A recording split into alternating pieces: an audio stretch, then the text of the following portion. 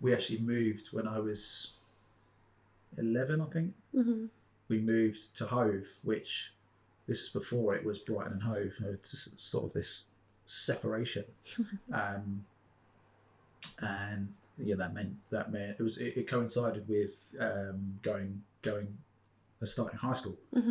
Mm-hmm. So there was all sorts of change, but referencing this time growing up with a park and a community, Mm-hmm. then integrated with a different park and a different community and different children, and found a bit more multiculturalism in that area as well, which was really pleasing to me to find more like-minded people, shall we say. Yeah. Amazing. And bring me to the end of high school. So you're finishing up high school. What does the next kind of path look like for you? What was going through your mind during those years? You're testing me because it's 25 years ago, which is quite scary now. I mean, what I can tell you is I very disengaged in the last year of school, very disengaged. I bumped off a lot, and I got away with it. I was quite shrewd, so I would like fake handwritten notes from my parents for absences and get away with it, because I was a well-behaved student. They weren't really like, oh, he's bunking off, it was kind of believe. So I missed a lot of school actually. I missed a lot of school and got away with it at that time because the processes in place were nowhere near as stringent as they are now. I get about 5 text messages from my kids' school now every day, and it's all rubbish. Someone's beaker's missing and someone's scooter's gone missing, but the communication's different. So I missed a lot of school in year 11. And what were you doing when you just didn't want to be there? Didn't want to be there? Didn't want to be there. So I'd do anything from go hide somewhere in the school grounds, go home, and get away with it because my mum would be either asleep or at work or whatever,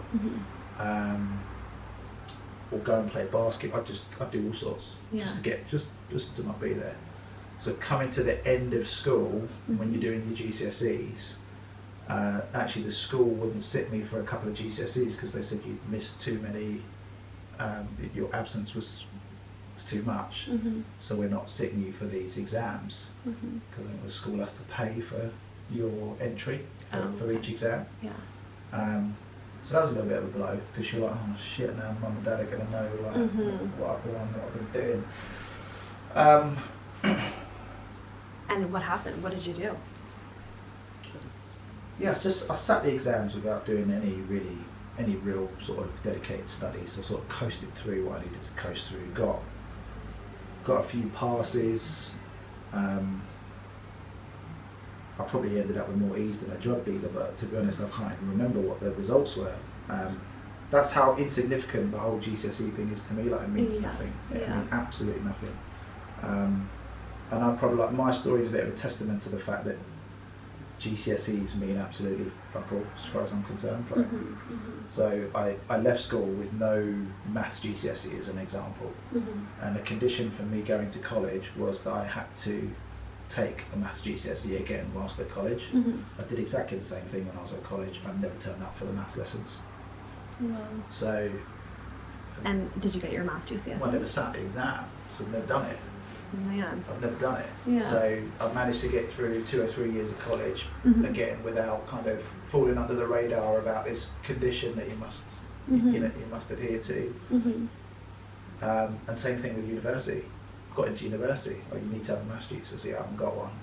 Still got in. So it's not like I'm recommending that, because maths is a great skill to have, but it was a subject that I particularly struggled with, didn't like, and fell under the radar. And actually this kind of narrative that you must have these core GCSEs is rubbish, because for the last 10 years of my corporate role, we're managing a budget of £500,000 every year.